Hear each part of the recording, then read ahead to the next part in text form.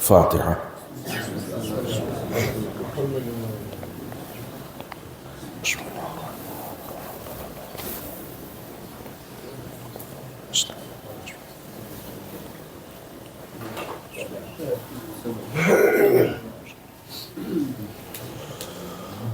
ما شاء الله ولا حول ولا قوة إلا بالله العلي العظيم. حسبنا الله ونعم الوكيل، نعم المولى ونعم النصير. أعوذ بالله السميع العليم من الشيطان اللعين الرجيم. بسم الله الرحمن الرحيم. الحمد لله الذي جازي كل صانع ورايش كل قانع وراحم كل ضارع ومنزل المنافع والكتاب الجامع بالنور الساطع، وهو للدعوات سامع وللكربات دافع وللدرجات رافع وللجبابرة قامع، فلا إله غيره ولا شيء يعدله، ليس كمثله شيء وهو السميع البصير اللطيف الخبير، وهو على كل شيء قدير.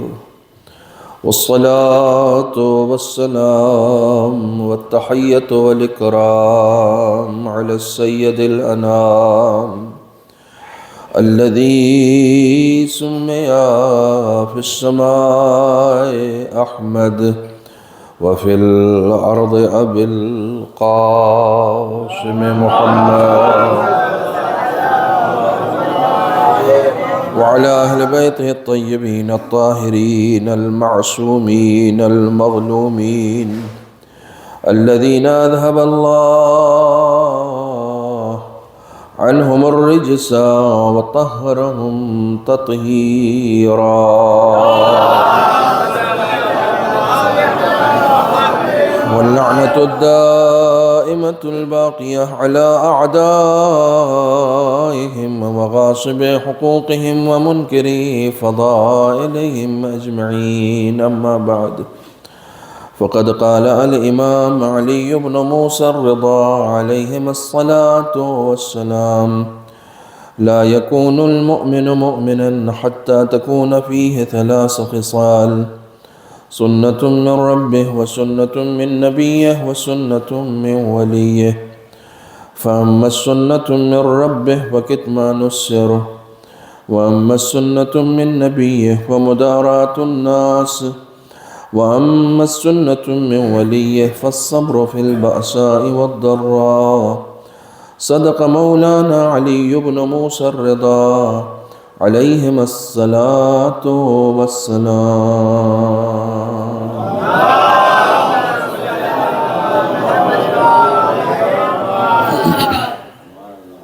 گزارش ہے 1 مرتبہ سورہ حمد اور 3 مرتبہ سورہ اخلاص کی تلاوت فرما کر مرحوم و مغفور سید اصغر حسین عابدی ابن عباد علی عابدی کے روح کو احسان. بسم اللہ الرحمن الرحیم. الحمد للہ صراط المستقیم صراط الذین انعمت علیہم. بسم اللہ الرحمن الرحیم. قل هو اللہ احد. بسم اللہ الرحمن الرحیم. بسم اللہ الرحمن الرحیم. قل هو اللہ احد.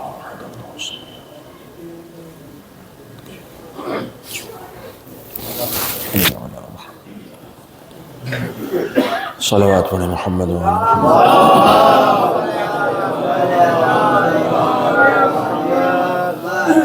برادران عزیز، افسوس خوانی اور مرثیہ خوانی اور پیش خوانی کی شکل میں ایک مکمل مجلس ہو چکی ہے. اب ظاہر ہے کہ میں ایصال ثواب کی غرض سے حاضر ہوا ہوں۔ میں نے آج کے اس مجلس کے لیے حضرت سرکار امام رضا علیہ السلام کی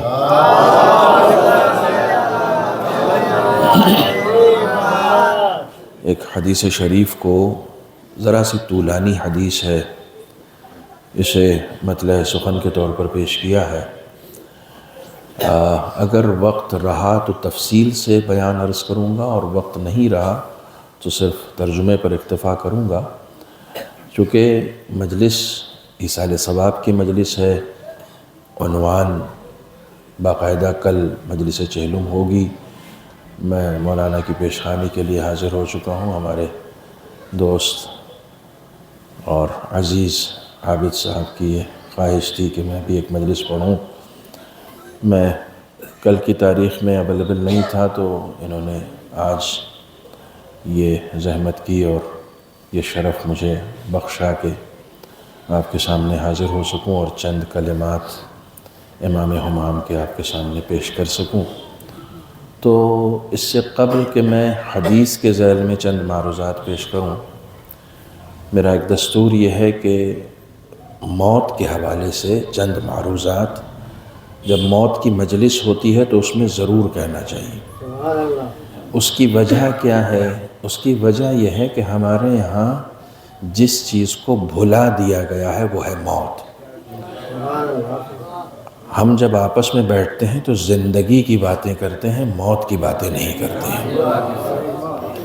بلکہ موت کی بات اگر ہم گھر میں 2-4 بار کر دیں تو ڈانٹ بھی پڑ جاتی ہے کہ کیا نحوست والی باتیں کر رہے ہو، موت کی بات نہ کرو۔ موت کی بات، نحوست والی بات دشمنان آل محمد کے لیے ہوگی، دوستان آل محمد کے لیے نہیں۔ ہم موت سے ڈرتے بھی نہیں، ہم موت سے مانوس ہیں، ہم موت سے عشق رکھتے ہیں۔ رسول اکرم صلی اللہ علیہ وسلم کا ارشاد ہے کہ اکیس الناس و اکرم الناس، یہ دونوں لفظ ہے روایت میں۔ میں تھوڑی سی ایکیڈمک گفتگو کرتا ہوں، وہ خطیبانہ سخن ترازی مجھے نہیں آتی ہے، اور ظاہر علی گڑھ میں تو بہت پڑھا ہے۔ تقریباً 10 سال پہلے آپ کے ہاں بھی آیا تھا ایک 40ویں کے لیے، لیکن وہ نسیم منسیہ ہو چکی ہے بات۔ اب جو بات میں آپ کو آپ کے حوالے کر رہا ہوں اس پر ذرا سا غور کیجئے گا۔ میں نے کہا میں ذرا ایکیڈمک بات کرنے کی کوشش کرتا ہوں۔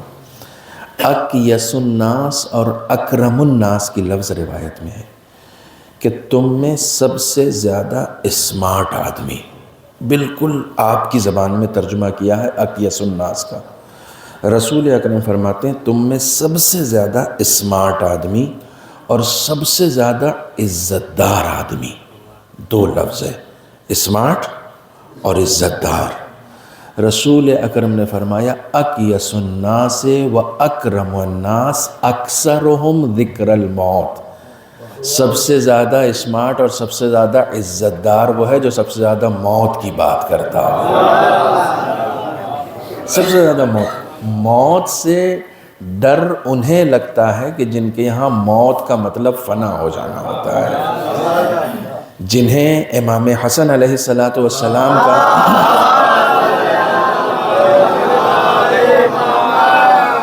یہ قول یاد ہے کہ مل موت الا القنطرہ، موت ایک پل کے علاوہ کچھ نہیں ہے، موت ایک پل کے علاوہ کچھ نہیں ہے۔ اس دنیا سے ہم موت کے پل پہ سوار ہو کے آخرت پہنچ جاتے ہیں، اسی کو موت کہا جاتا ہے۔ تو پل سے کسے نفرت ہوگی؟ پل سے تو کسی کو نفرت نہیں ہونی چاہیے۔ پل جو ہے وہ دریاؤں کو پار کراتا ہے، پل جو ہے وہ ریگزاروں کو پار کراتا ہے، پل جو ہے وہ منزلوں کو آسان کرتا ہے۔ موت منزلوں کو آسان کرنے کا نام ہے، منزلوں کو دشوار کرنے کا نام موت نہیں ہے۔ توجہ فرمائیے گا، موت سے پیار ہونا چاہیے، موت کی بات ہونی چاہیے۔ کیوں حکم ہے کہ جیسے ہی کوئی مر جائے تشییع جنازہ میں جاؤ؟ کیوں حکم ہے؟ تاکہ موت کو یاد کر سکو، دیکھ سکو کہ موت کیا ہے، بات کرو موت کی، تشییع جنازہ میں شریک ہو۔ غسل یہ واجب کیوں ہے؟ غسل دینا واجب کیوں ہے؟ نماز پڑھنا واجب کیوں ہے؟ قبرستان تک جاؤ، قبرستان تک جاؤ، مٹی دو، یہ ساری باتیں۔ پھر اس کے بعد اچھا سب کو موت کے قریب جانا اتنا نصیب نہیں ہوتا جتنا ہمیں نصیب ہوتا ہے. لوگ قبرستان کے بعد بھول جاتے ہیں, ہم مجلس بھی کرتے ہیں, ہم مجلس کر کے بھی اس موت کو یاد کرتے ہیں کہ یہاں پر بھی آؤ, پھر ہم موت کی بات کریں گے, پھر ہم موت کے بارے میں گفتگو کریں گے. ٹھیک ہے نا. موت سے ڈر کسے ہوگا؟ قرآن مجید ابھی کل ہی جمعہ کا دن گزرا ہے, 6 آیت ہے سورہ جمعہ کی. قُلْ يَا أَيُّهَا الَّذِينَ هَادُوا إِن زَعَمْتُمْ أَنَّكُمْ أَوْلِيَاءُ لِلَّهِ فَتَمَنَّوُا الْمَوْتَ. یہودیوں سے خدا خطاب کر رہا ہے کہ تم کو یہ لگتا ہے کہ تم اللہ کے دوست ہو. لفظوں پر توجہ کیجئے گا, قرآن پڑھ رہا ہوں, خطابت نہیں کر رہا ہوں. تم کو یہ لگتا ہے کہ تم اللہ کے دوست ہو تو موت کی تمنا کیوں نہیں کرتے؟ قرآن سن لیا آپ نے, اب خطابت کا جملہ سنیں. جو اللہ کے دوست ہوتے ہیں موت کی تمنا وہ کرتے ہیں, دشمن نہیں کرتے. اللہ کا دشمن کبھی موت کی تمنا نہیں کرتا, وہ تو موت سے بھاگتا ہے, وہ تو موت سے بھاگتا ہے. اسی میں خطابت پوشیدہ ہے, وہ موت سے بھاگتا ہے. موت سے کون نہیں بھاگتا؟ اللہ کا دوست. جو موت سے نہیں بھاگے گا وہ جنگوں میں آگے بڑھ کے حملہ کرے گا, جو موت سے بھاگے گا وہ میدان چھوڑ کے بھاگے گا.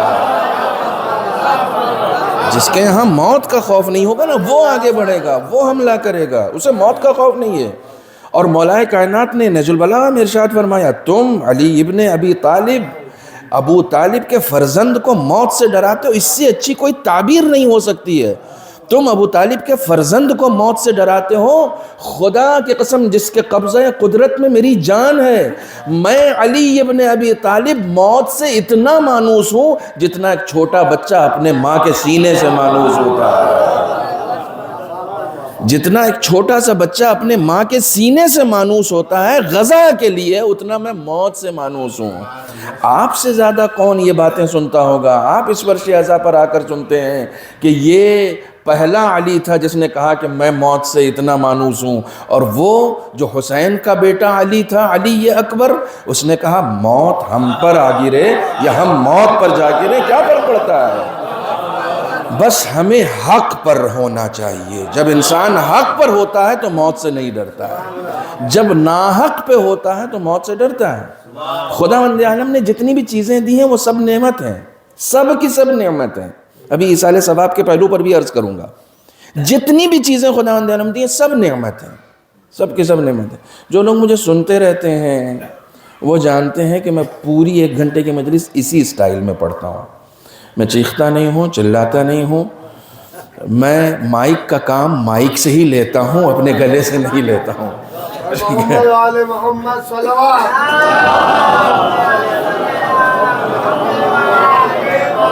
تو آپ یہ توقع مت رکھیے گا کہ ابھی میں گیئر بدلوں گا اور چوتھے گیئر میں آؤں گا اور 5ویں گیئر میں آؤں. میں ایسے ہی آرام سے بات کرنے کا عادی ہوں. میرا ایک جملہ کسی زمانے میں بہت مشہور ہوا تھا, علی گڑھ میں بھی مشہور ہوا تھا. میں نے یہ کہا تھا کہ امام حسین کان میں ٹھوسنے کے لیے نہیں ہیں, دلوں میں اتارنے کے لیے. کان میں ٹھوسنے کے لیے چیخنے کی ضرورت پڑتی ہے, دلوں میں اتارنے کے لیے دلیلوں کی ضرورت پڑتی ہے. تو اگر آپ دلیلوں سے گفتگو سننا چاہتے ہیں تو ایک مرتبہ بلند ترین صلوات ارشاد.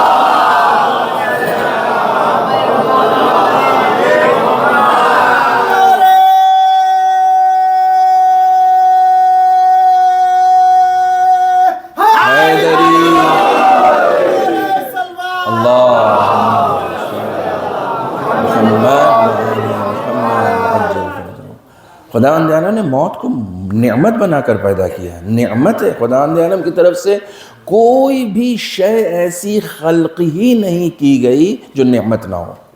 یہ بہت بڑا جملہ میں نے کہا ہے. خداوند عالم کی طرف سے کوئی ایک شے بھی ایسی نہیں خلق کی گئی ہے جو نعمت نہ ہو, سب کی سب نعمت ہے. اگر میں لفظوں کو اور آگے بڑھاؤں تو جہنم بھی نعمت ہے.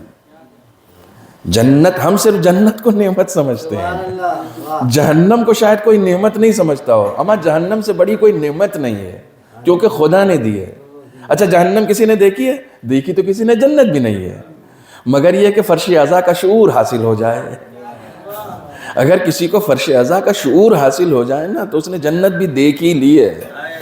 اہل بیت سے قرب جتنا بڑھتا جائے گا اتنا جنت کے قریب آپ ہوتے چلے جائیں گے. یہ قرب محسوس ہونا چاہیے، یہ قرب محسوس ہونا چاہیے۔ نہ کسی نے جنت دیکھی ہے، نہ کسی نے جہنم دیکھی ہے، ٹھیک ہے، لیکن جہنم کام کیا کرتی ہے؟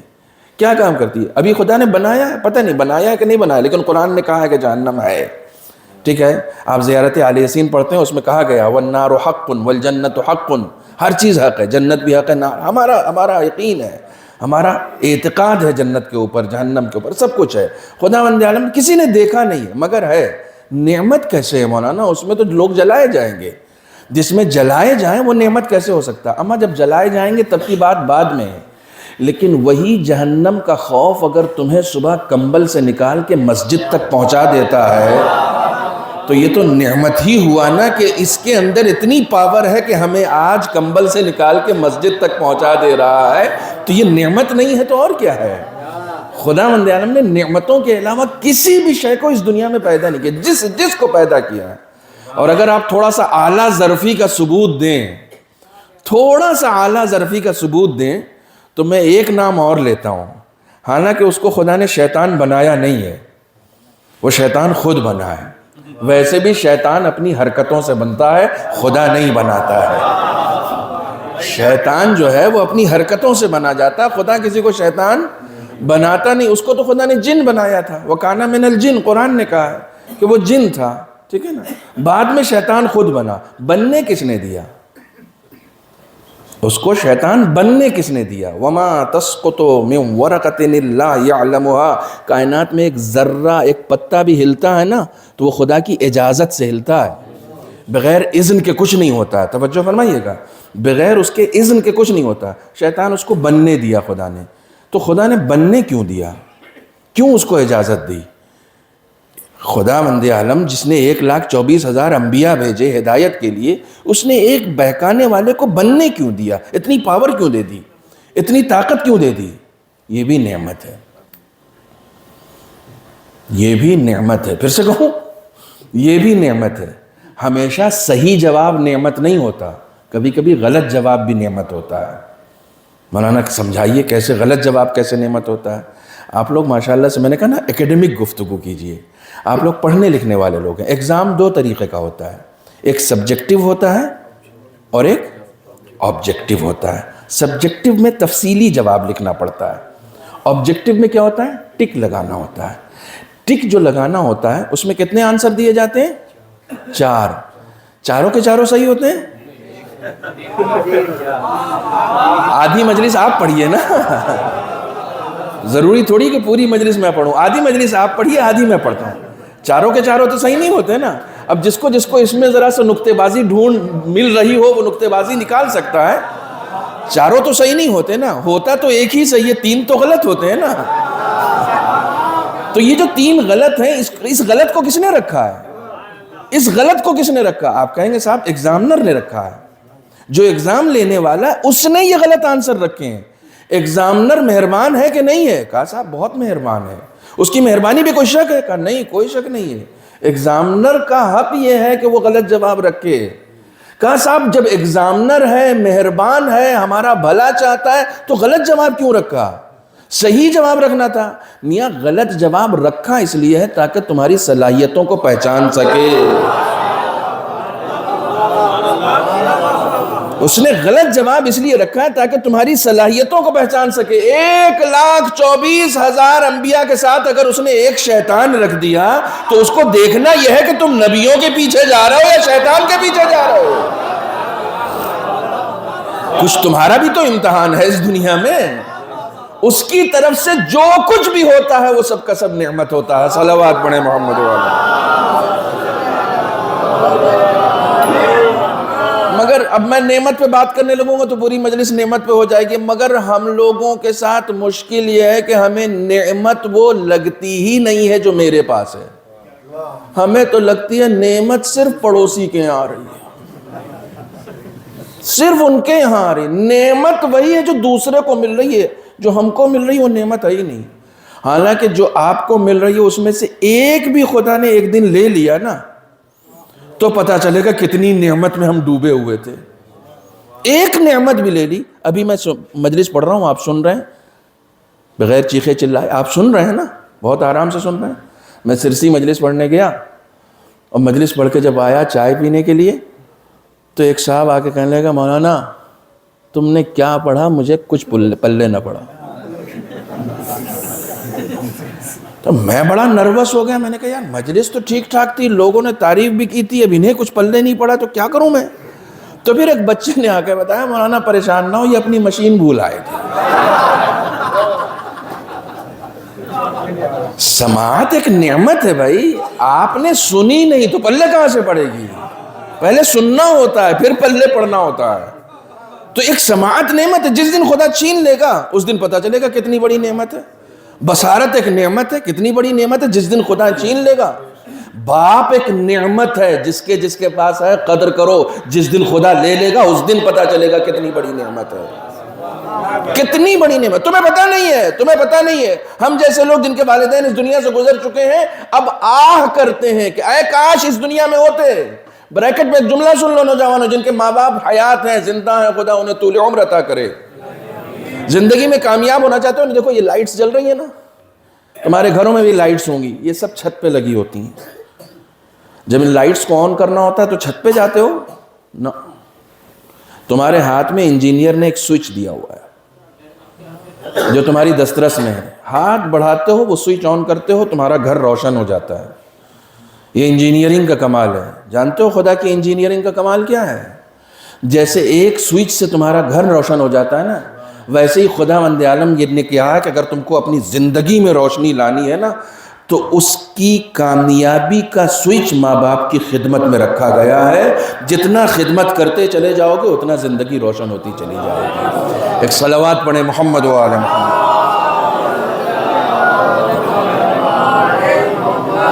ایک مرتبہ سب لوگ مل جل کے صلوات پڑھیں محمد و آل محمد.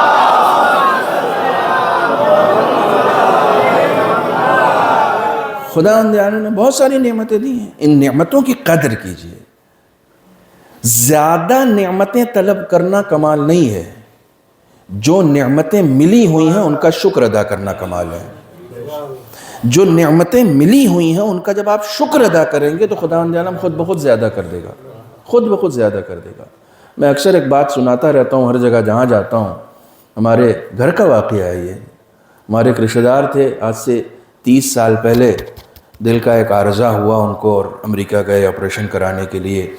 اور وہاں سے جب آپریشن کرا کے آئے تو جہاں بیٹھتے تھے وہاں کہتے تھے کیا ڈاکٹر تھا, کیا ڈاکٹر تھا, کیا زبردست آپریشن کیا. جہاں بیٹھتے تھے. اچھا ہم لوگ سن سن کے پک گئے تھے. ایک دن ہم نے ان سے پوچھ لیا کہ چچا یہ بتائیے فری میں آپریشن کر دیا تھا؟ کہنے لگے میاں فری میں کون کرے گا, اس وقت جانے میں اتنا خرچہ آیا, آپریشن میں اتنا خرچہ آیا. تو میں نے کہا اس نے اپنا دل نکال کے لگا دیا آپ کو؟ کہنے لگے اپنا دل کیوں لگاتا, میرے سینے میں دل تھا, خراب ہو گیا تھا, اس نے ریپیئر کیا تھا. سن سکتے ہو تو سن لو. میں نے کہا چچا جس نے آپ کے سینے میں موجود دل کو پیسے لے کے ریپیئر کیا, 30 سال سے جہاں بیٹھتے ہیں اس ڈاکٹر کی تعریف کرتے ہیں جس خدا نے بچپنے سے سینے میں دھڑکتا ہوا دل دیا ہے. کبھی اس کی بھی تعریف کی ہے, کبھی اس کا بھی شکریہ ادا کیا ہے. سلامت رہیں, صلوات پڑھیں محمد و آل.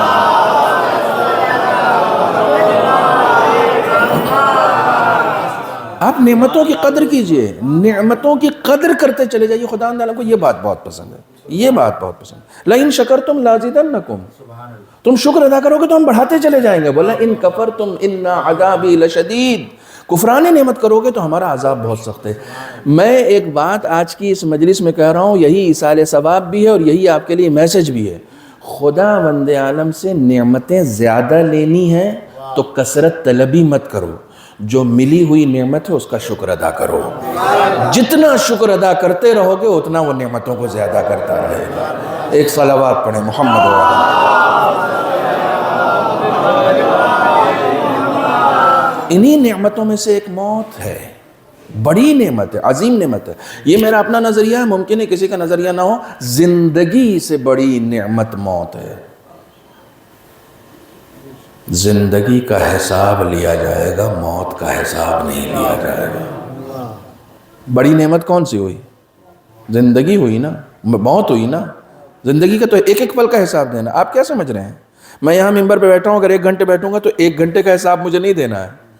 یہاں فرش پہ جتنے لوگ ہیں سب کا حساب مجھے دینا ہے. اپنے لیے ممبر پہ بیٹھے تھے یا خدا کے لیے بیٹھے تھے؟ میں نے کہا کبھی ایسے بھی سننے کی عادت ڈالیں. ممبر پہ اپنی خطابت جمانے کے لیے بیٹھے تھے کہ میں کچھ کہہ گیا، بار بار جان پہ ہاتھ مار کے اپنے آپ کو ثابت کر رہے تھے یا خدا کو ثابت کر رہے تھے؟ کیا کر رہے تھے؟ اپنی ذات کے لیے آئے تھے ممبر پہ یا لوگوں کے لیے آئے تھے؟ لوگوں کو خوش کرنے کے لیے آئے تھے. اہل بیت کے دل کو خوش کرنے آئے تھے یا لوگوں کے دل کو خوش کرنے کے لیے آئے تھے؟ کس لیے آئے تھے؟ مجھے حساب دینا ہے. آپ یہ بھی مت سمجھیے کہ صرف مجھے حساب دینا ہے. یہاں جو آپ بیٹھے ہوئے ہیں، آپ نیچے سے جو ایک واہ کرتے ہیں اس واہ کا بھی حساب دینا ہے. دیکھیے ایسے کوئی خطیب پڑھے گا نہیں، کبھی نہیں پڑھے گا. جہاں داد مانگی جاتی ہو ممبر پہ بیٹھ کے، وہاں یہ چیلنج کرنا کہ آپ کو واہ کا حساب دینا ہے، یہ کوئی نہیں کہے گا آپ سے. لیکن میں کہوں گا، آپ ایک سبحان اللہ بھی کہیں گے نا، ایک واہ بھی کہیں گے تو اس کا قیامت میں حساب دینا پڑے. مولانا یہ کہاں سے آپ لے کر چلے آئے؟ یہ تو بہت نہیں ہے حساب کہ واہ کا بھی حساب دینا پڑے گا. جی دینا پڑے گا. فَمَن يَعْمَلْ مِثْقَالَ ذَرَّةٍ شَرًّا يَرَى، خیرًا یرا بھی ہے، شرًّا یرا بھی ہے. ایک ذرے کے برابر خیر کرو گے اس کو بھی دیکھو گے، ایک ذرے کے برابر شر کرو گے اس کو بھی دیکھو گے. تو مولانا واہ کا حساب کیوں دینا پڑے گا؟ تمہاری واہ کے چکر میں ایک ایسے شخص کو ممبر ملنے لگا جو اس ممبر کا اہل نہیں تھا، تمہیں حساب دینا پڑے گا. صلوات پڑھیں محمد و آل محمد.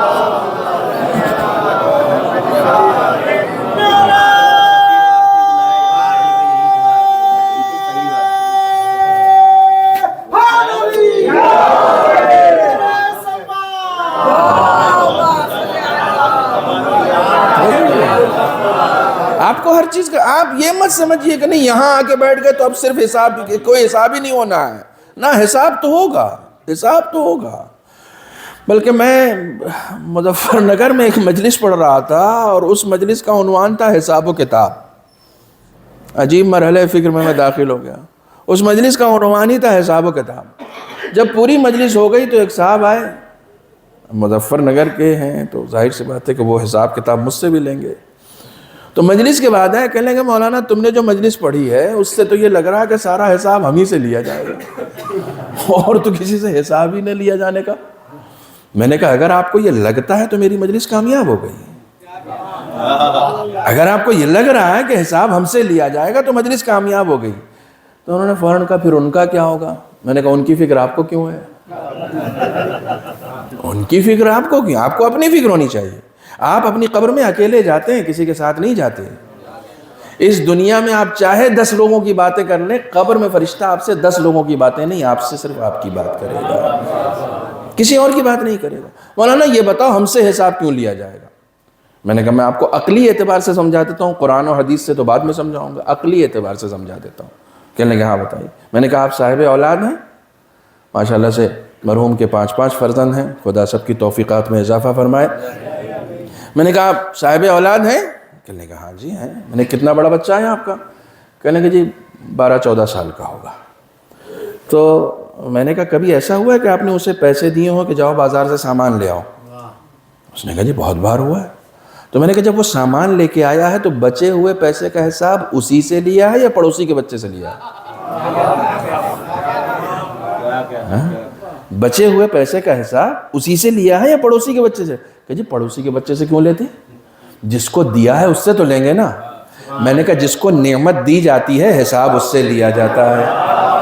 اتنا تو طے ہو گیا نا، پنجتن آپ کو دیے گئے، کربلا آپ کو دی گئی، عزاداری آپ کو دیا گیا، علی آپ کو دیا گیا، فاطمہ آپ کو دی گئی، اہل بیت آپ کو دیے گئے، امام آپ کو دیے گئے، ساری نعمتیں آپ کو دی گئی اور حساب کسی اور سے لیا جائے گا. جس کو نعمتیں دی جاتی ہیں حساب اس سے لیا جاتا ہے. مگر وہ بھی ضدی آدمی تھا، مانتا کہاں. اس نے کہا پھر یہ بتاؤ ان کا کیا ہوگا؟ میں نے کہا ان کی فکر نہ کرو جنہیں بے حساب جہنم میں ڈالا جائے گا. تم سے حساب لیا جائے گا، کچھ لوگوں کو بے حساب جہنم میں ڈالا جائے گا. کیسا حساب؟ جس کی زندگی میں علی نہ ہو اس سے کیسا حساب؟ جس کی زندگی میں علی ہوگا حساب اس سے لیا جائے گا، کیونکہ اس نے حساب کتاب کی بنیاد پر علی کو چنا ہے.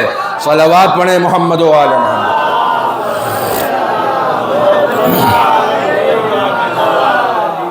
تو جس کی زندگی میں علی نہیں، اس سے کیسا حساب کتاب؟ اس کی کوئی آدمیوں میں گنتی ہے، انسانوں میں گنتی ہے؟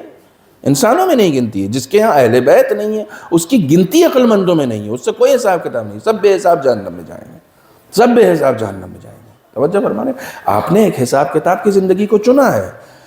علی والا بن کے رہنا اتنا آسان نہیں ہے، اتنا آسان نہیں. اگر اتنا آسان ہوتا تو علی کی زندگی میں جس وقت جناب فاطمہ کے دروازے کو جلایا گیا تھا 4 آدمی سے زیادہ نہیں ملے، 4 آدمی سے زیادہ نہیں ملے اس وقت علی کے شیعہ. کیوں؟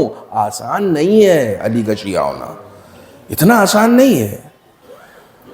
ٹھیک ہے نا؟ ہم جیسے بعض خطیبوں کے چکر میں مت رہیے جو یہاں بیٹھ کے جنت فری کر رہے ہیں. یہ جو یہاں بیٹھ کے جنتیں فری کر رہے ہیں نا، وہ خود بہت مہنگے ہیں، وہ خود بہت مہنگے ہیں جو جنتیں فری کر رہے ہیں. جنت اتنی فری کی بھی نہیں ہے. رسول اسلام صلی اللہ علیہ وآلہ وسلم نے سنیے، اس حدیث کو سنا رہا ہوں اور پھر موت کی طرف جا رہا ہوں. رسول اسلام نے پوچھا کہ ایک مومن کی قیمت کیا ہے؟ الحمدللہ آپ سب مومن ہیں. ایک مومن کی قیمت کیا ہے؟ یعنی اگر میں بکوں تو کم سے کم کتنے میں بکوں؟ کم سے کم کتنے میں بکوں؟ تو رسول اسلام نے پوچھا ایک مومن کی قیمت کیا ہے؟ تو سب چپ ہو گئے. یا رسول اللہ آپ بتائیے. کہا ایک مومن کی کم سے کم قیمت جنت ہے، کم سے کم.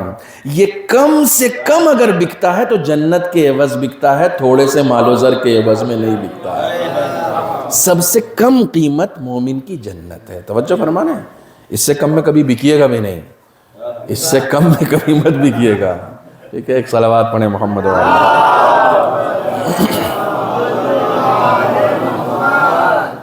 موت ایک نعمت ہے. کتنی بڑی نعمت ہے؟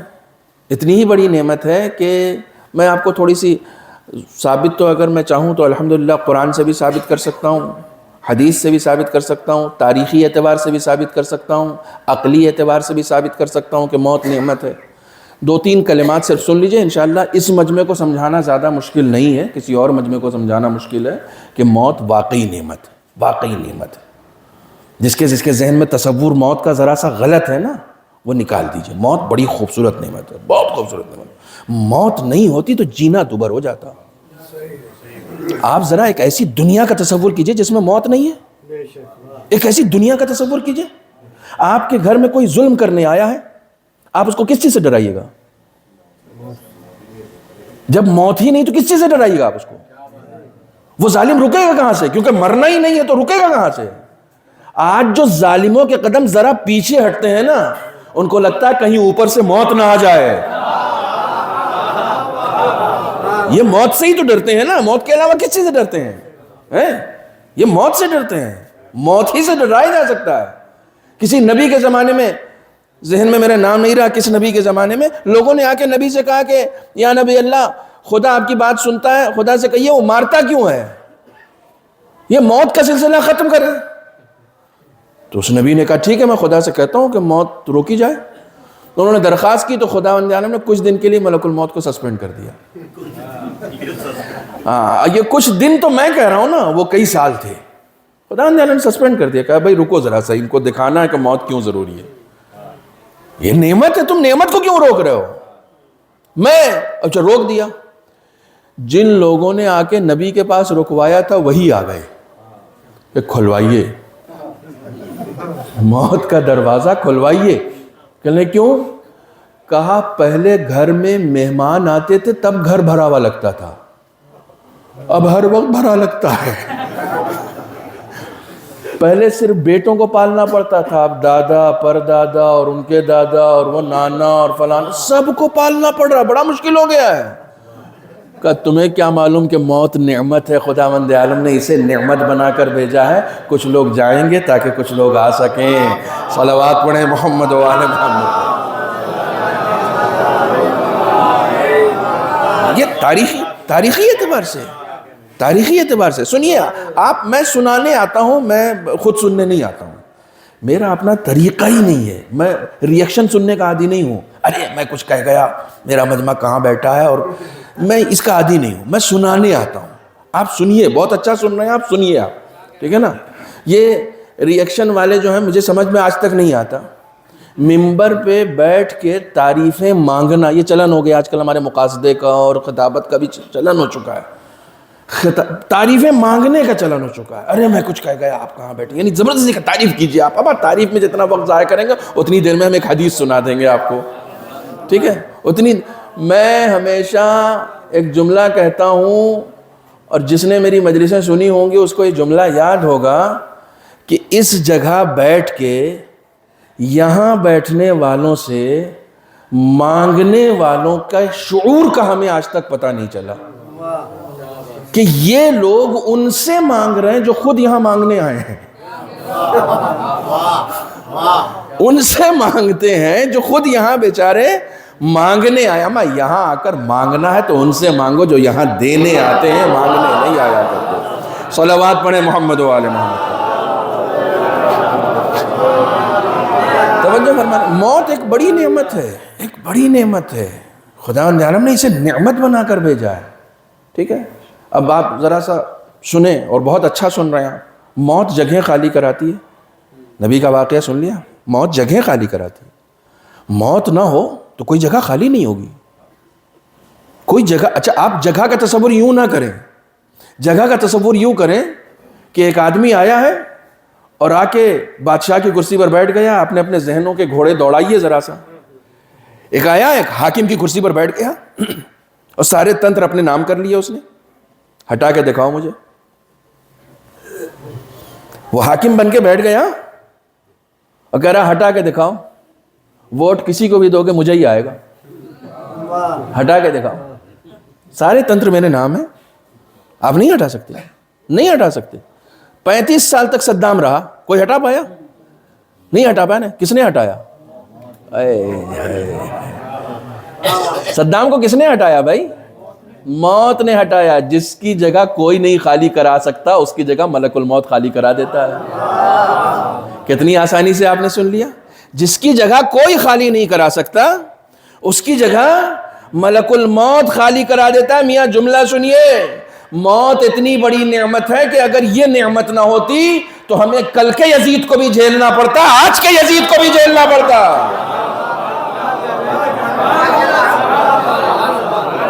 یہ کتنی بڑی نعمت ہے. اگر یہ نعمت نہ ہوتی تو آپ کو کل کے فرعون، اب آپ سوچئے کہ موسیٰ کے زمانے کا فرعون ابھی ہوتا اگر موت نہ ہوتی تو.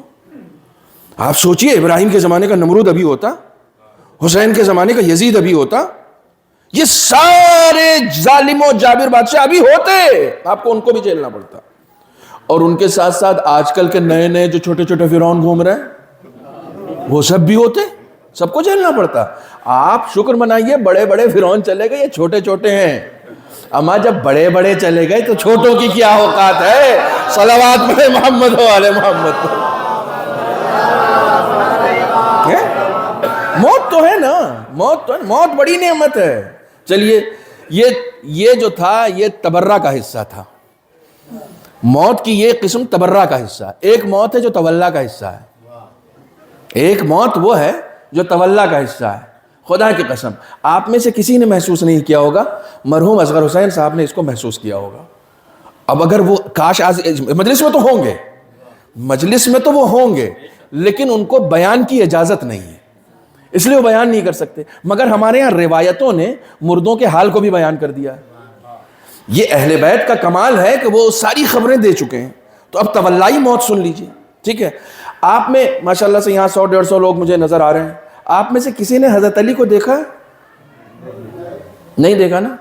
آپ کے پاس ابھی زندگی ہے اس لیے آپ نے نہیں دیکھا. جس دن موت آ جائے گی نا،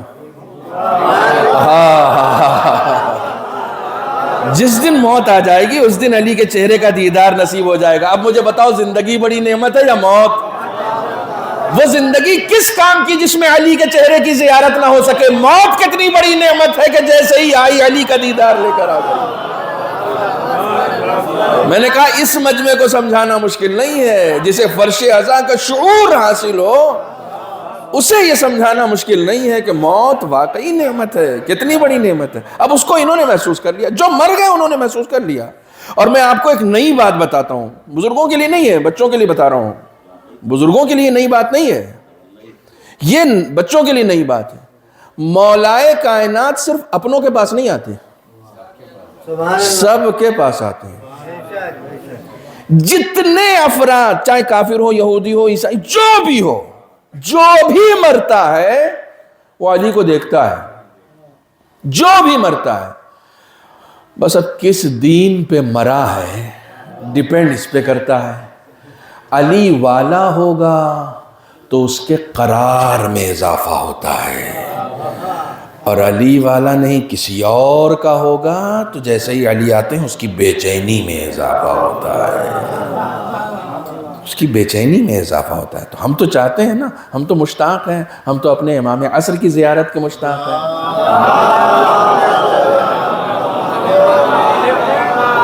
ہم تو ان کی زیارت کے مشتاق ہیں. نوجوانوں, یہ دل میں اشتیاق رکھو, دل میں اشتیاق رکھو, اپنے دور کے, اپنے زمانے کے امام سے رابطہ رکھو, رابطہ رکھو. یہ مت کہو کہ امام نہیں نظر آتے, یہ مت کہو کہ ہم کیسے دیکھ سکتے ہیں امام کو, ہم کیسے قرب حاصل کریں. یہ بتاؤ تم نے کتنی کوشش کی, اب تک کوشش کی ہے؟ ابھی تم نے کوشش نہیں کی ہے, ابھی تم نے قدم نہیں اٹھایا ہے. اگر مان لیا امام زمانہ آ جائیں سامنے اور آنے کے بعد کہیں تم نے کتنی کوشش کی, مجھ سے ملنے کے لیے اب تک تم نے کیا کیا, یہ بتاؤ. میری زیارت کے لیے تم نے اب تک کیا کیا ہے؟ ایک جملہ کہہ رہا ہوں, بہت اچھا سن رہے ہیں آپ لوگ. امام غائب ہیں, صرف غائب نہیں ہے, حاضر بھی ہیں. پھر سے ریپیٹ کر رہا ہوں, ہمارے زمانے کا امام غائب ہے اور صرف غائب نہیں ہے, حاضر بھی ہے. آپ کو ابھی یقین ہے کہ نہیں کہ یہاں حاضر ہے؟ یقین ہے, بالکل ہونا چاہیے. میں زیارت کا جملہ سناؤں, اشہد انک تسمع کلامی وترد سلامی. جتنی باتیں ابھی کہی ہیں میں نے سب ذہن میں رکھیے گا. اے میرے مولا, میں گواہی دیتا ہوں کہ آپ میری بات سنتے ہیں, میرے سلام کا جواب دیتے ہیں. یہ جو میری زبان سے لفظ نکل رہا ہے نا, یہ امام زمانہ سن رہے ہیں, یہ سن رہے ہیں. یہ آپ کے ریئیکشنز امام زمانہ دیکھ رہے ہیں, آپ کی شرکت دیکھ رہے ہیں, سب ان کے پیش نظر ہے, سب ان کے, یہ پوری دنیا ان کے پیش نظر ہے. آیت اللہ کشمیری بہت ہی ممتاز شخصیت اس دنیا سے گزری ہے, بہت ممتاز شخصیت. اتنی ہی ممتاز شخصیت تھی کہ آیت اللہ خمینی کو جب استخارہ دکھانا ہوتا تھا تو آیت اللہ کشمیری سے دکھاتے تھے.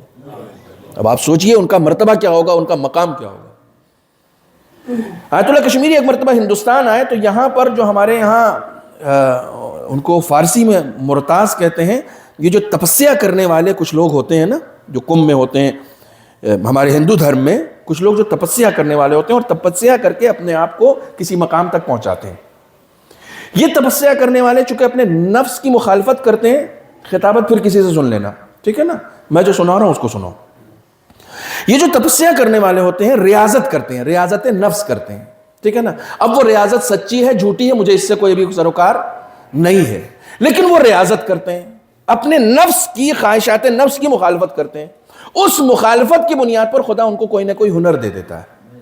جو بھی اس نفس کی مخالفت کرے گا خدا اندر اس کو کچھ نہ کچھ ہنر دے گا. ایسے ہی آیت اللہ کشمیری جب اس ہندوستان میں آئے تو انہوں نے ایک پنڈت سے ملاقات کی کہ جو ایسے ہی ریاضت نفس کا ماہر تھا, اس نے ایک ہنر سیکھ لیا تھا اپنی ریاضت نفس سے کہ اس کے سامنے کسی کا بھی نام لے لیجئے, کسی کا بھی نام لے لیجئے اور اس سے پوچھیے ایک شخص کہاں ہے, تو وہ اس کا ایڈریس بتا دیتا تھا. کسی کا بھی, آپ اپنے رشتہ داروں میں سے کہیں پر بھی آپ اس کا نام لیجئے, وہ بتا دیتا تھا. وہ اس مقام پر پہنچا ہوا تھا. یہ آج کل کے جھوٹے باباؤں کی بات میں نہیں کر رہا ہوں جو آج کل میڈیا پر پھیلے ہوئے ہیں. یہ ان لوگوں کے پاس کوئی کچھ نہیں ہے. جن کے پاس کچھ ہوتا ہے نا وہ عیاں نہیں کرتے ہیں, وہ ڈھنڈورا نہیں پیٹتے ہیں, چونکہ وہ ریاضت نفس ہے نا, وہ ریاضت نفس ہے. ریاضت نفس آسانی سے نہیں حاصل ہوتی. بہت توجہ سے سنیے گا. اس کے ساتھ آپ کچھ بھی پوچھئے تو آیت اللہ کشمیری کی ان سے ملاقات ہوئی اور پورا واقعہ درج ہے, آپ نیٹ پر بھی ڈھونڈیے گا تو مل جائے گا. آیت اللہ کشمیری نے ان سے ملاقات کی تو ان سے پوچھا کہ بروجردی کہاں ہے. بروجردی صاحب بہت بڑے مرجع تقلید گزرے ہیں, قم میں ان کی قبر ہے. تو اس نے تھوڑی دیر تک سوچا, سوچنے کے بعد کہا کہ کم, وہ کم نہیں کہہ سکا, قاف کا مخرج نہیں لا سکا, تو کم اس نے کہا کہ کم میں ہے یہ. ایک دو نام انہوں نے اور لیا, آیت اللہ کشمیری نے ایک دو نام اور لیے. تو آیت اللہ کشمیری کا کہنا تھا کہ جس کا نام لیتے تھے وہ ایگزیکٹ ایڈریس بتا رہا تھا. کہ یہ یہاں ہیں، یہ مر گئے ہیں، یہ زندہ ہیں، ایگزیکٹ ایڈریس بتا رہا تھا۔ پھر اس کے بعد انہوں نے پوچھا یہ بتاؤ کہ مہدی ابن فاطمہ کہاں ہے؟ تو اس نے چاروں طرف دیکھا، سنو میں نے کہا نا خطابت کسی اور سے سننا، آج مجھ سے یہ سن کے جاؤ، مہدی ابن فاطمہ کہاں ہے؟ تو اس نے تھوڑی دیر غور و فکر کے بعد کہا کہ تم نام غلط بتا رہے ہو، یہ مہدی ابن فاطمہ نہیں ہے، مہدی ابن نرجس ہیں۔ کہاں؟ مہدی ابن نرجس ہیں، فاطمہ ان کی دادی ہیں۔ کہا لیکن یہ کس کا نام آپ نے لے لیا؟ کہا تم بتاؤ نا کہ یہاں کہاں؟ کہا میں نے کائنات میں اوپر نیچے دائیں بائیں ہر جگہ دیکھ لیا، جہاں دیکھتا ہوں نظر آتے ہیں، جہاں بھی دیکھتا ہوں یہ مجھے نظر آتے ہیں۔ یہ کیسی شخصیت کا نام لے لیا کہ کوئی بھی جگہ ان سے خالی نہیں ہے اور ہر جگہ پر ان کا احاطہ ہے۔ یہ ہمارا اور آپ کا امام ہے۔ برائے خوشنودی امام زمانہ بلند تر سلوات۔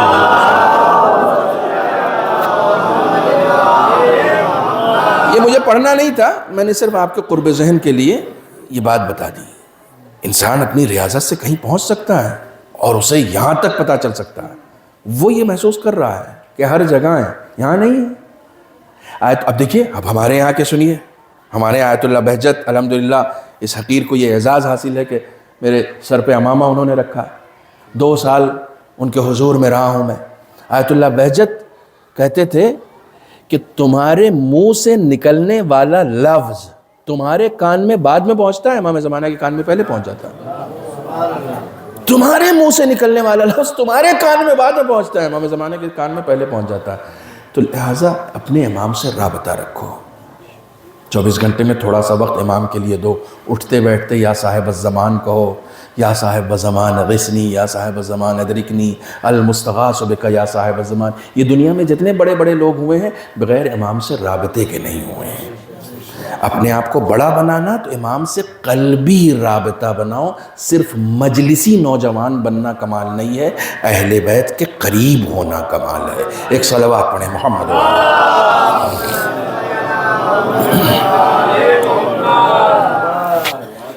موت ایک نعمت ہے، اب اسی موت کے بعد ہم ایک ایصال ثواب کا ایک ذریعہ بناتے ہیں مجلسوں کو، ٹھیک ہے۔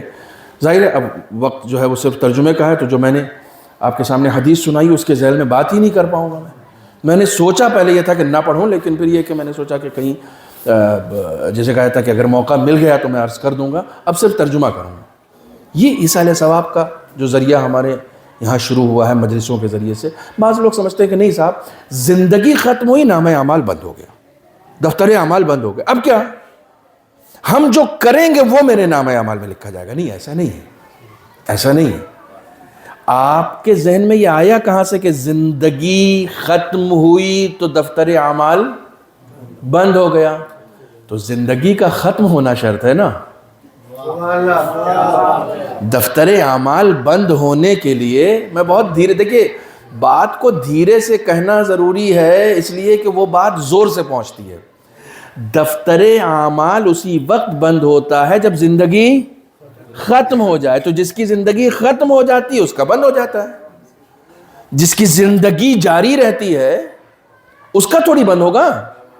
ہماری زندگی ابھی جاری ہے، ہماری زندگی تو ابھی جاری ہے۔ اما خدا کی قسم، میں نے کہا نا کسی اور مجمع کو نہیں سمجھایا جا سکتا۔ اتنے لوگ جس قوم کے مردے میں اتنا روحانی تصرف پایا جاتا ہو کہ قبر میں سونے کے بعد بھی اتنے لوگوں کو ذکر حسین سننے کے لیے اکٹھا کر دے، اتنا روحانی تصرف پایا جاتا ہو کہ قبر میں سونے کے باوجود اتنے لوگوں کو ذکر حسین سننے کے لیے اکٹھا کر دے، اس سے بڑی زندگی کا ثبوت اور کیا ہو سکتا ہے؟ ہمارے ہاں 500 روپیہ دے کے ریلی میں بلایا جاتا ہے، یہاں روحانی تصرف اتنا ہے کہ سونے والا قبر میں سو رہا ہے لیکن ذکر حسین کے لیے لوگوں کو کمبلوں سے نکال کے امام باڑے تک لے کر آ گیا۔ صلوات پڑھیں محمد وعلیہ۔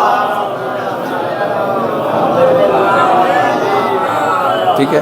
اب زندگی کا اور ثبوت دوں. ایصال ثواب. ایصال ثواب, ایصال کہتے ہیں بھیجنے کو. ثواب کے اوپر ابھی بات کروں گا تو پھر لمبی بات ہو جائے گی, اس لیے رہنے دیجئے, ثواب رہنے دیجئے.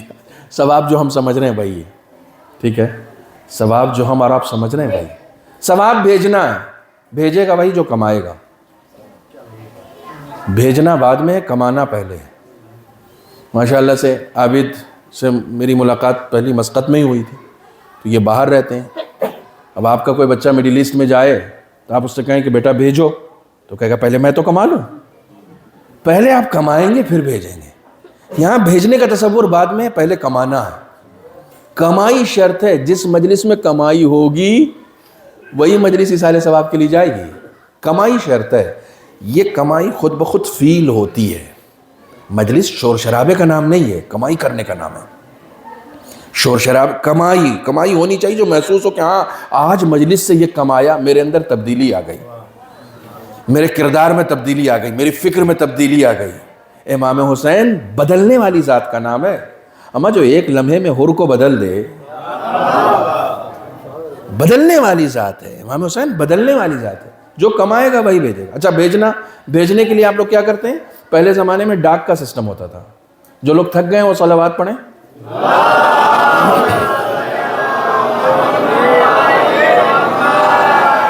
خوش مت ہوئیے, نہیں تھکنے والوں سے صلوات پڑھوائیں گے تو اس سے زیادہ آواز میں پڑھیں گے. بھیجنے کا کیا سسٹم ہوتا ہے؟ بھیجنے کا سسٹم پہلے زمانے میں ڈاک زیادہ تھا, اب آج کل کوریئر ہو گیا. کوریئر سے جب آپ کچھ بھی کہیں بھیجتے ہیں, بالکل عقلی گفتگو ہے, تو اس میں 2 ایڈریس مینشن ہوتے ہیں, ایک ٹو کا اور ایک فرام کا. آپ کوریئر والے سے کہیے یار فرام کیوں, میں تو بھیج رہا ہوں نا ایک جگہ, تو یہ فرام کا ایڈریس اور میرا نمبر کیوں ڈال رہے ہو؟ تو کیا کہے گا وہ؟ یہی کہے گا نا کہ اگر اس کو نہ مل پائے تو یہ راستے میں بھٹکے گا کہاں, یہ پھر آپ کے پاس واپس آ جائے گا. آپ سلامت رہیں, یہ پھر آپ کے پاس واپس آ جائے گا. اس لیے فرام کا ایڈریس اس لیے دیا جاتا ہے. اچھا یہ آپ کے ذہن میں اندیشہ آیا کیوں؟ اسٹیپ بائی اسٹیپ چلیں, بہت لطف اٹھائیں گے. یہ آپ کے ذہن میں اندیشہ آیا کیوں کہ وہاں اگر ریسیو نہ ہو سکے, یہ کیوں آیا؟ کہا صاحب یہ اس لیے آیا کہ جس پتے پر آپ نے بھیجا ہو سکتا ہے وہاں تالا لگا ہو سکتا ہے وہ کھنڈر ہو سکتا ہے وہ بیابان ہو. کہا نہیں صاحب ایسی بات نہیں ہے, وہ بیابان نہیں ہے, کھنڈر نہیں ہے, تالا نہیں لگا ہوگا, سب کچھ ہوگا. بھیجنے کے نظام میں ایک بات یہ سمجھ میں آئی کہ کسی بھی چیز کو کہیں سے کہیں بھیجنے کے لیے بھیجنے والے کا بھی زندہ ہونا ضروری ہے, اور جس کے پتے پر بھیجا جا رہا ہے اس کا زندہ ہونا بھی ضروری ہے. اما زندہ نہیں ہوگا تو ریسیو کہاں سے کرے گا؟ ریسیو کرنے کے لیے حیات ضروری ہے. ایصال ثواب کا کانسیپٹ پایا ہی اس قوم میں جاتا ہے جو اپنے مردے کو مردہ نہیں سمجھتی ہے, زندہ سمجھتی ہے. ہم جو کچھ بھی بھیج رہے ہیں وہ ریسیو کر رہے ہیں, وہ ریسیو کر ہاتھ کے ہاتھ ریسیو کر رہے ہیں. اما ریسیو کرنے کی صلاحیت نہیں ہوگی تو بھیج کے فائدہ کیا؟ ریسیو کرتے ہیں, خان کی شکل میں ان کو جا کے دیا جاتا ہے, لو بیٹے نے بھیجا ہے, خانوادے نے بھیجا ہے, محلے والوں نے بھیجا ہے. وہ ریسیو کرتے ہیں, کیوں؟ اس لیے کہ زندہ ہوتے ہیں. زندہ ہونا بنیادی شرط ہے, زندہ ہونا بنیادی شرط ہے. ہم یہاں سے بھیج رہے ہیں, وہ ریسیو کر رہے ہیں. جو زندہ ہوگا وہی ریسیو کرے گا. زندگی بنیادی طور پر شرط ہے, زندگی بنیادی طور پر شرط ہے. ایصال ثواب, بھیجنے والا بھی زندہ ہو. اچھا اب یہ زندہ ہو کا لفظ آ گیا تو ایک آخری بات اس میں اور ایڈ کر دیتا ہوں. میں نے کہا موت نعمت ہے. زندگی میں انسان اتنا زندہ نہیں ہوتا جتنا مرنے کے بعد ہو جاتا ہے.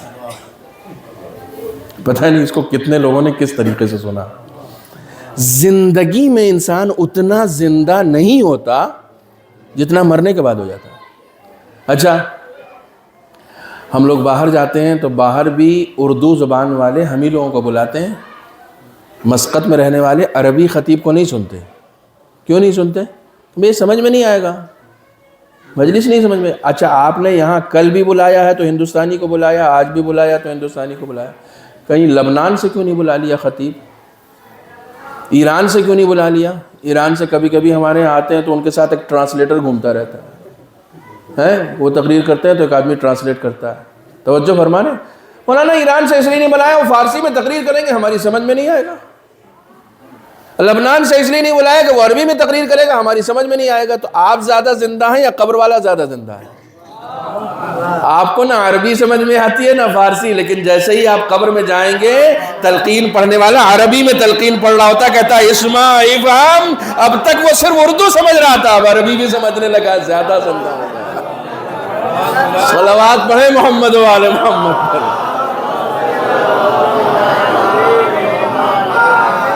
مرنے کے بعد آدمی زیادہ زندہ ہو جاتا ہے، مرنے کے بعد آدمی زیادہ جیسے ہی برزخی حالت میں آتا وہ زیادہ زندہ ہو جاتا، زیادہ زندہ ہو جاتا۔ شاید اسی لیے چونکہ وہ زیادہ زندہ ہو جاتا ہے، اس لیے علی کا دیدار نصیب ہوتا ہے۔ ہمیں ابھی نصیب ہو جائے تو کہیں ایسا نہ ہو اچانک ہارٹ اٹیک آ جائے، ہم برداشت نہ کر پائیں۔ اس کے لیے زیادہ زندگی کی ضرورت ہے، زیادہ زندگی کی ضرورت ہے۔ بس اب صرف ترجمے کا وقت رہ گیا، میرا پورا وقت مقدمے میں نکل گیا۔ کبھی آؤں گا تو انشاءاللہ اس تفصیل سے اس کے اوپر بات کروں گا۔ لا یکون المؤمن مؤمنا حتی تکون فیہ ثلاث خصال۔ بس اس کا ترجمہ کر دیتا ہوں تاکہ یہ ایصال ثواب کا ایک ذریعہ رہے۔ مومن اس وقت تک مومن نہیں ہو سکتا جب تک کہ اس کے اندر تین خصلتیں نہ پائی جائیں، سنت من رب و سنت من نبی و سنت من ولی۔ ایک خدا کی سنت، ایک نبی کی سنت اور ایک ولی کی سنت، ٹھیک ہے؟ تین سنتیں مومن کے اندر پائی جانی چاہیے، خصلتیں پائی جانی چاہیے، عادتیں پائی جانی چاہیے۔ یہ امام کہہ رہے ہیں، امام رضا فرما رہے ہیں میری نگاہ میں وہ مومن نہیں ہے جس کے اندر یہ تین عادتیں نہ پائی جائیں۔ اب آپ سوچیے کتنی اہم بات ہے یہ۔ اتنی لمبی چوڑی تقریر کرنے کے بعد میں یہ بات اس لیے کہہ رہا ہوں کہ اعلان والا مومن اور ہوتا ہے، امام والا مومن اور ہوتا ہے۔ میں آپ کی نگاہ میں مومن ہوں، آپ میری نگاہ میں مومن ہیں، کیا ہم دونوں مل کے امام رضا کی نگاہ میں مومن ہیں؟ امام فرماتے ہیں تین عادتیں اپنے اندر لے آؤ، میری نگاہ میں بھی مومن ہو جاؤ گے۔ پہلی عادت خدا کی ہے، صفت خدا کی ہے، تم اپنے اندر خدا کی صفت لے آؤ۔ صرف اس کے اوپر دو مجلسیں ہیں، لیکن میں اب آپ کو صرف ترجمے کی شکل میں سنا رہا ہوں۔ ایک صفت اپنے اندر خدا کے لے آؤ۔ خدا کی صفت کیا ہے؟ وَأَمَّا سُنَّةٌ مِّن رَّبِّ فَكِتْمَانُ السِّرِّ۔ خدا کی صفت اپنے اندر تم کو یہ لانا ہے کہ خدا راز کو چھپاتا ہے۔ اپنے اندر یہ صفت لے آؤ، راز کو چھپاؤ۔ ہم لوگوں کو کہیں کسی کے بارے میں کچھ ذرا سا پتہ چل جائے، پیٹ میں ایسا مروڑ ہونے لگتا ہے کہ جب تک بتا نہیں دیں گے اس وقت تک چین نہیں ملے گا۔ امام کہتے ہیں مومن نہیں ہے یہ میری نگاہ میں مومن نہیں ہے۔ یہ جو ہر جگہ اپنے آپ کو اگلتا پھر رہا ہے، وہ کسی اور کو نہیں، اپنے آپ کو اگل رہا ہے، اپنی شناخت بتا رہا ہے۔ دیکھو آپ شیشے کا ایک گلاس لو، اس میں مثلا میں یہ انگوٹھی اتار کے ایسے پھینک دوں اس شیشے کے گلاس میں، جیسے ہی گلاس میں انگوٹھی جائے گی نا، اس کا پانی اچھل کے باہر گر جائے گا، گرے گا نا، گلاس خالی بھی ہو جائے گا، وہ دکھانے بھی لگے گا کہ اس انگوٹھی کی وجہ سے میں خالی ہو گیا، ٹھیک ہے۔ پھر میں یہی انگوٹھی اتار کے دریا میں پھینک دوں، دریا کا پانی باہر آئے گا؟ کچھ ہلچل مچے گی اس میں؟ کچھ نہیں مچے گی۔ اس کے اندر اتنی ہلچل کیوں ہو گئی؟ یہ کم ظرف ہے، وہ اعلیٰ ظرف ہے۔ کم ظرف مت بنو، اعلیٰ ظرف بنو، اعلیٰ ظرف بنو، کم ظرف مت بنو، اعلیٰ ظرف بنو۔ کسی کے بارے میں بھی کچھ معلوم ہو جائے، چپ رہو، چپ رہو، راز چھپاؤ، راز چھپاؤ۔ جلالی والو، میں اپنی تاریخ خطابت کا سب سے قیمتی جملہ تم کو دینے جا رہا ہوں۔ مجھے بہت جملہ یہ پسند ہے، مجھے یہ جملہ بہت پسند ہے۔ میں معاشرے میں عزت دار اس لیے نہیں ہوں کہ میں عزت دار ہوں، میں معاشرے میں عزت دار اس لیے ہوں کیونکہ اس نے میرے گناہ چھپا رکھے ہیں۔ جس کو یہ لگتا ہے کم سے کم وہ میرے ساتھ چلے۔ میں معاشرے میں عزت دار اس لیے نہیں ہوں کہ میں عزت دار ہوں، میں معاشرے میں عزت دار اس لیے ہوں کیونکہ اس نے میرے گناہ چھپا رکھے ہیں۔ اگر وہ میرے گناہ میری پیشانی پہ لکھ دیتا تو میں معاشرے میں کسی سے ہاتھ ملانے کے قابل نہیں رہتا۔ میں عزت دار اس لیے ہوں کیونکہ خدا نے چاہا ہے۔ اب خدا مجھے عزت دار بنا رہا اور تم مجھے ذلیل کرنا چاہ رہے ہو، تو پھر تمہاری لڑائی مجھ سے نہیں ہے، خدا سے ہے۔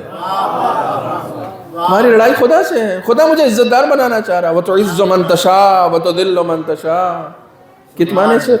اچھا اس میں لفظ جو ہے وہ غیبت کا نہیں ہے, عیب کا نہیں ہے کہ کسی کے عیب چھپاؤ. کتمان سر, ہر وہ چیز جو راز ہے اس کو چھپاؤ.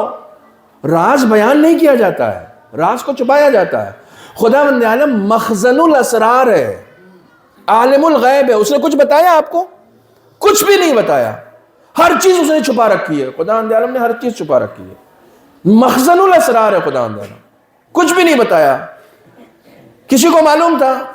عابد میاں آ کے گئے اور جیسے ہی گئے ویسے ہی پتا چل گیا کہ والد صاحب کا انتقال ہو گیا. نہیں معلوم تھا. خداوند عالم نے ہماری مینوفیکچرنگ ڈیٹ بتائی ہے, ایکسپائری ڈیٹ نہیں بتائی. راز ہے, یہ راز ہے. مجھے نہیں معلوم کہ میں کب مروں گا. خدایا میں مولوی ہوں, مجھے تو بتا دے کہ میں کب مروں گا. نہیں بتاؤں گا. اگر بتا دوں گا کہ تم دسمبر 27 میں مرو گے تو پھر تم نومبر 27 میں توبہ کرو گے. اگر میں نے تم کو بتا دیا کہ تم دسمبر 27 میں مرو گے تو تم نومبر 27 میں توبہ کرو گے. اس کو چھپایا اس لیے تاکہ ہر وقت توبہ کر کے تیار رہو, پتہ نہیں کس کی موت کب آ جائے. راز ہے, یہ راز ہے. بہت ساری چیزیں راز ہیں. اچھا اس کا ایک اور پہلو سن لیجئے. صرف دوسروں کے عیب راز نہیں ہے, اپنا حسن بھی راز ہے. اگر آپ کے اندر کوئی خوبی پائی جاتی ہے, دیکھیے میں اب ممبر پہ بیٹھ کے یہ بات کہنا جو ہے وہ میرے خلاف کچھ لوگ محاذ کھول جاتے ہیں, اسی لیے ہم لوگوں کے اندر بھی یہ بیماری ہے ممبر پہ بیٹھنے والوں کی کہ ہم ممبر پہ بیٹھ کے اپنی تعریف کرتے ہیں. یہ عیب ہے. ارے میں کچھ کہہ گیا, یہ اپنی تعریف ہے. یہ اپنی تعریف ہے.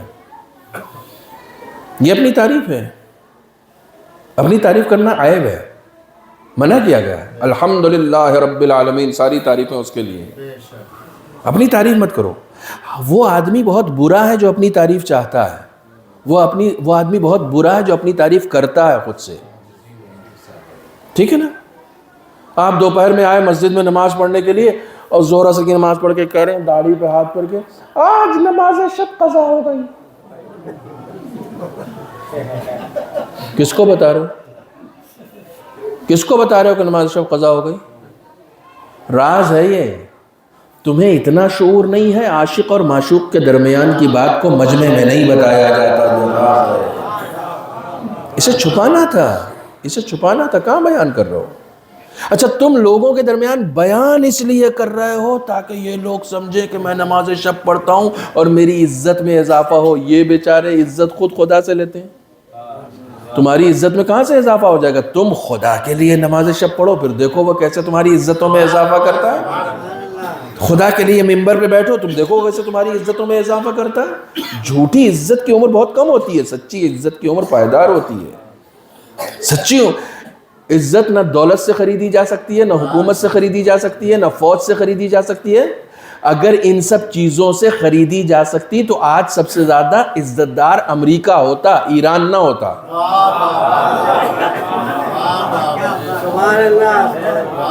اگر عزت پیسے, شہرت, دولت, حکومت سے خریدی جا سکتی تو عزت دار امریکہ ہوتا نا. ساری حکومتوں کی نگاہ میں آیت اللہ خامنئی کی جو عزت ہے وہ کسی رہبر کی عزت نہیں ہے. کیوں؟ عزت خدا دینے والا ہے, دنیا سے عزت نہیں آتی.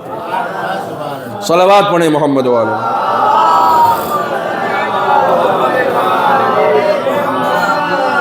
بس باتیں بہت ساری تھیں لیکن اب چھوڑ دیجئے.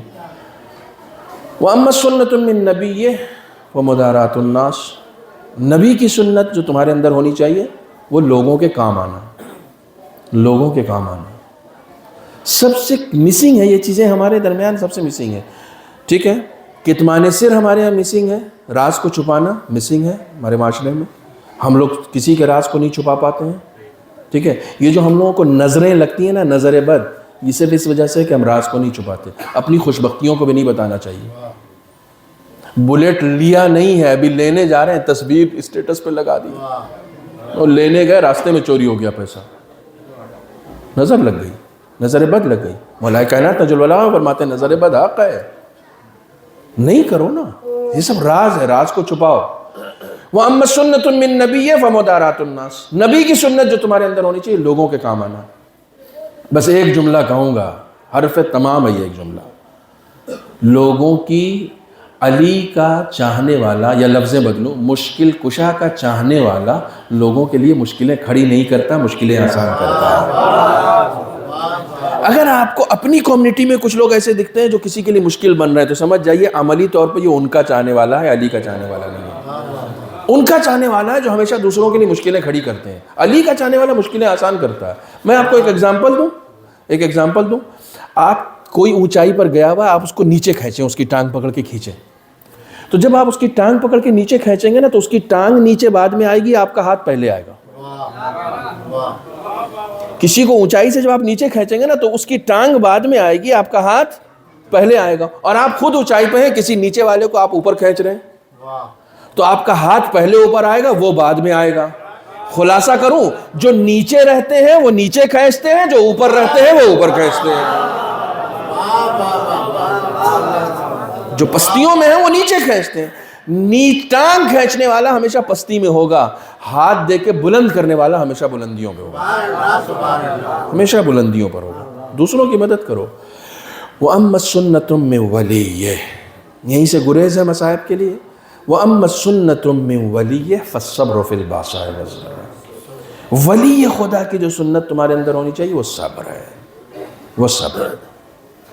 ہم تمہیں نعمتیں دیں گے، کبھی نعمتیں دے کے لے بھی لیں گے، تو لے لینا اس لیے ہے کیونکہ ہم نے دیا تھا، میری تھی، ہم نے لے لیا۔ تمہارا کام صبر کرنا ہے، نعمتوں پر اتراؤ نہیں، خدا کا شکر ادا کرو۔ جب تک تمہارے حق میں ہوگی وہ نعمت تمہارے پاس رہے گی، پھر ہم لے لیں گے، پھر صبر کرنا ہے۔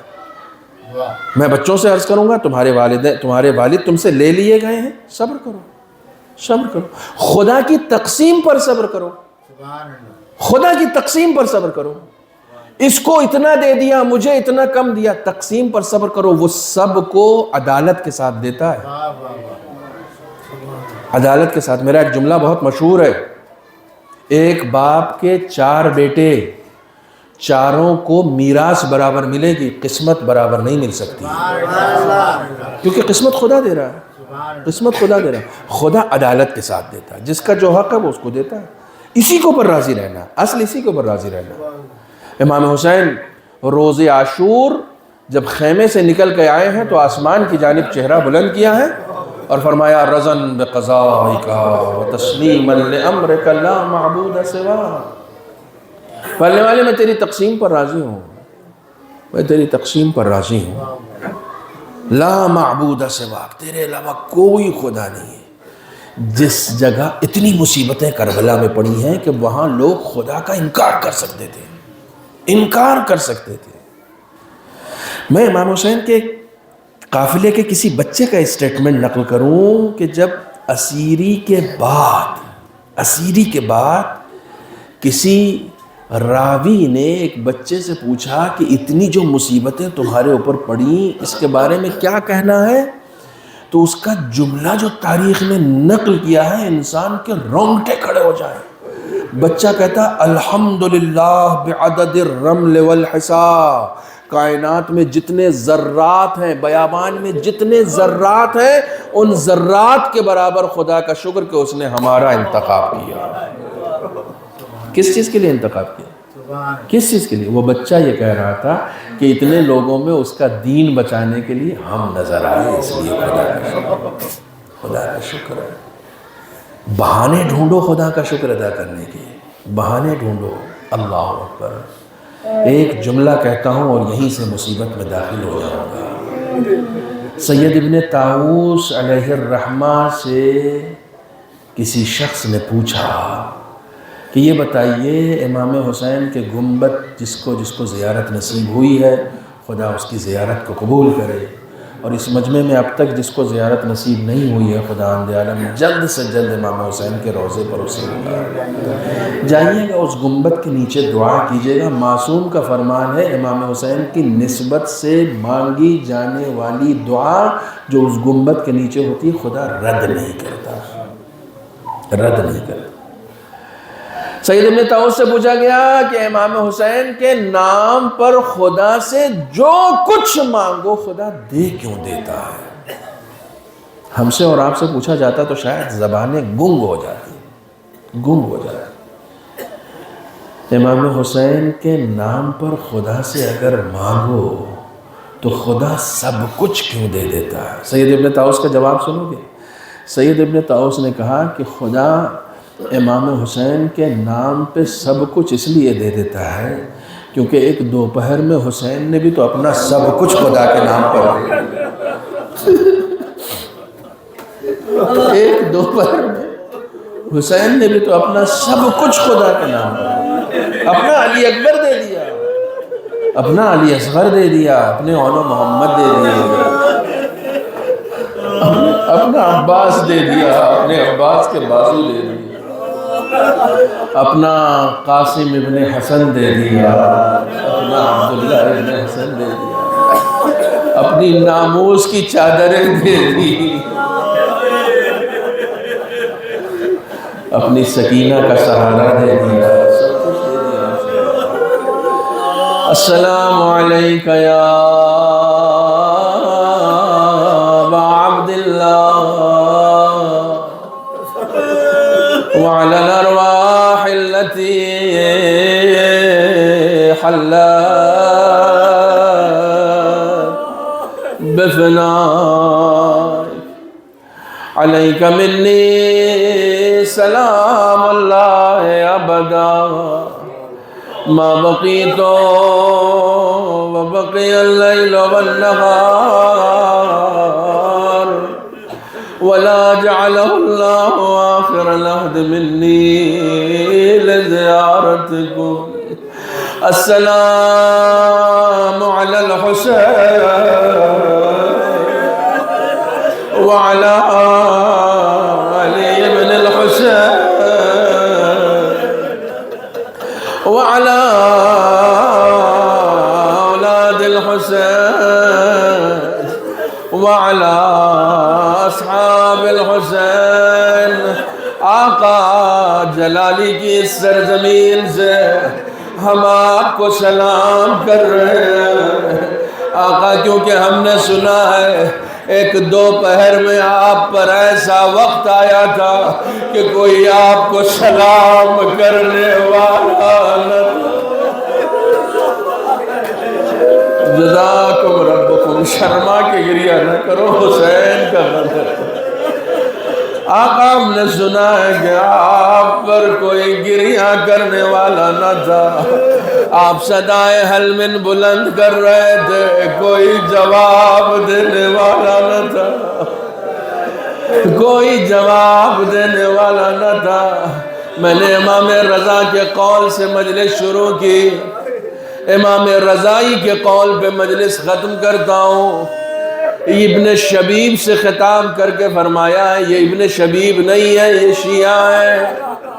اپنے شیعوں سے کہتے ہیں ابن شبیب ان بقیتا فبک للحسین، میں مرحوم کے بچوں سے کہتا ہوں تمہیں اپنے باپ کے مرنے پر رونا آ رہا ہے، امام رضا کا یہ فرمان یاد رکھو۔ امام کہتے ہیں اگر کسی بات پہ رونا آئے تو میرے جد پہ گریہ کیا،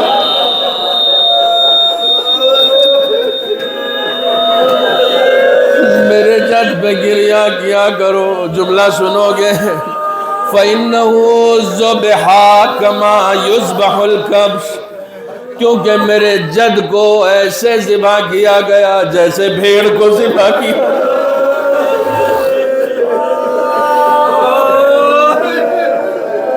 جزاکم ربکم۔ روایتوں میں کبش کی لفظ استعمال ہوئی ہے، جانتے ہو؟ ایک لمحے کے لیے میری طرف متوجہ رہنا، کبش کسے کہتے ہیں؟ کاف بے شین، جانتے ہو کبش کسے کہتے ہیں؟ کبش بھیڑ کو نہیں کہتے، میں نے بھیڑ ترجمہ کر دیا، کبش بھیڑ کو نہیں کہتے۔ عرب میں کسی جانور کو ذبح کرنے کا ایک دستور تھا کہ جب وہ کسی جانور کو ذبح کرتے تھے نا تو اسے پہلے خوب تھکا دیتے تھے،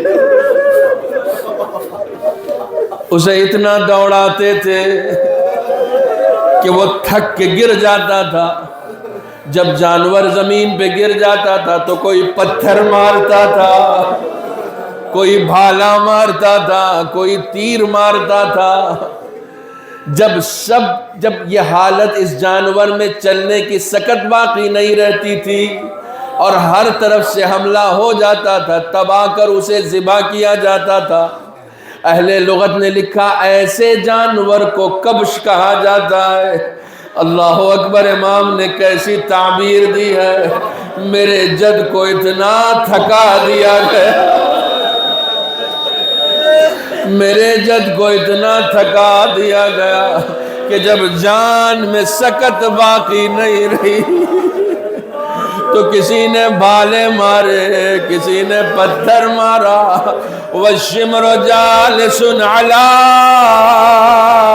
صَدْرِهِ، اور شمر سینے پر بیٹھا ہوا تھا، 70 قدم کے فاصلے پر بہن کھڑی دیکھ رہی تھی، آواز دے رہی تھی پسر سا،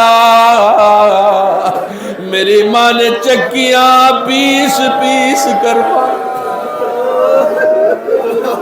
جزاکم ربکم۔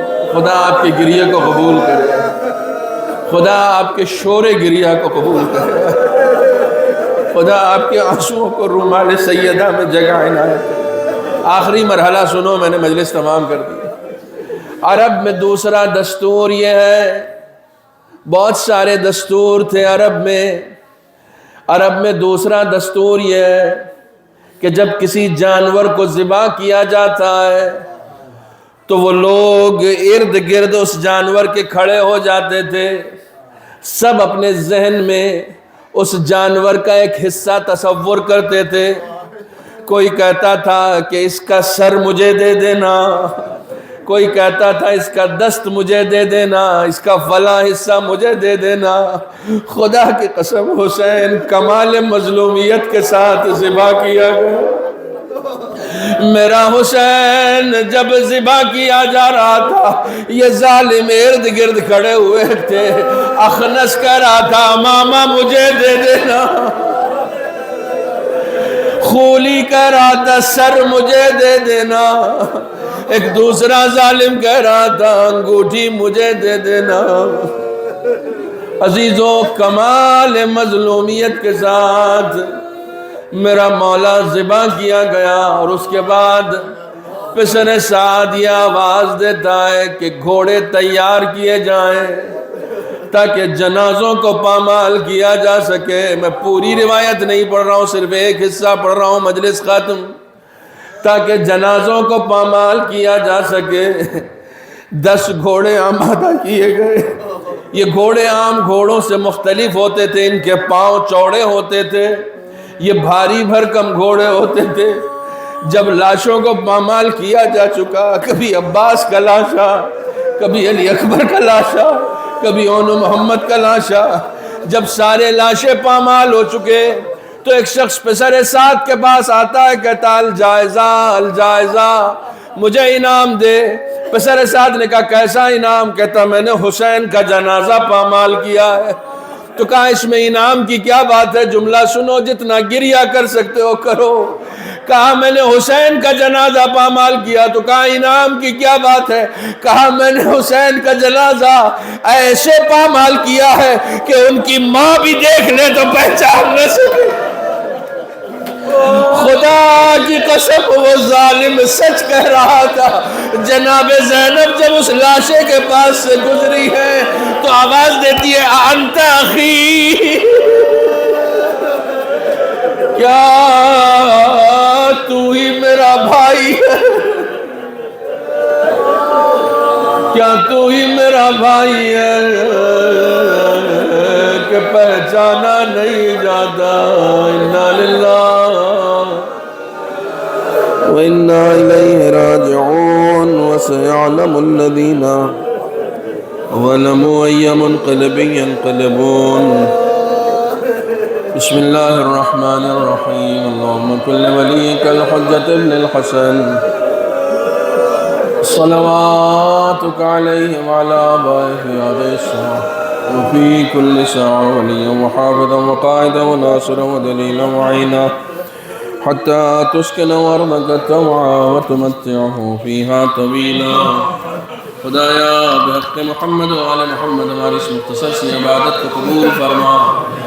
خدایا بحق محمد محمد و آل محمد جتنے افراد اس مجلس میں شریک ہوئے ان کے آباء و اجداد اعزاء اقرباء والدین جو اس دنیا سے رخصت ہو چکے ہیں ان کی مغفرت فرما، بالخصوص جناب سید اصغر حسین عابدی مرحوم انہیں جوار رحمت میں جگہ عنایت فرما، ان کے درجات کو بلند فرما، ان کے بچوں کو صبر عطا فرما۔ خدایا بحق محمد و آل محمد ہمارے تمام گناہان کبیرہ و صغیرہ کو معاف فرما۔ معبود بحق محمد و آل محمد ہماری لوح تقدیر میں عمر کا جتنا حصہ بچا ہے اس میں عمل صالح کی توفیق عنایت فرما، دین کو سمجھنے اور اس پر عمل کرنے کی توفیق عنایت فرما۔ خدایا بحق محمد و آل محمد ہم سب کو حج و زیارات سے مشرف فرما، جو مشرف ہو چکے انہیں شرف و قبولیت عطا فرما۔ خدایا بحق محمد و آل محمد تمام خدمت گزاران دین، علماء کرام، مراجع اعظام، بالخصوص آیت اللہ خامنئی، آیت اللہ سیستانی کو طول عمر عطا فرما۔ منتقم خون حسینی سلطان دماغ حضرت امام عصر کے ظہور میں تعجیل فرما، ہم سب کو ان کے اعوان و انصار میں شمار فرما۔